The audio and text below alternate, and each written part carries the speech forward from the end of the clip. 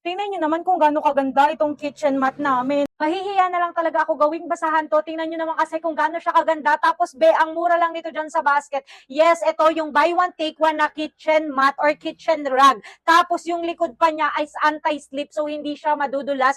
And B, etong ganitong tela is napaka-absorbent kasi be, kailang order na namin itong kitchen mat na ito at di nagustuhan namin. Yes, parang pa-4 na ata to. Kasi be, tingnan nyo, meron na siya nitong mahaba at meron pa siya nitong maikse. Kaya saktong-sakto siya dun sa kitchen namin. Kaya kung naghahanap kayo ng kitchen rug or kitchen mat, eto marirecommend ko be kasi buy one, take one na siya. Tapos ang ganda pa ng mga design na pwede nyong pagpilian dyan sa basket. Mamimili na lang talaga kayo at ang hirap mamili, girl. Ayan o, tingnan nyo yung mismong likod niya. Ganito siya, which is hindi siya madulas pag ganito yung likod. As anti-slip na yan. Ilalagay ko na lang yung link ng pinagbilhan namin ito dyan sa basket.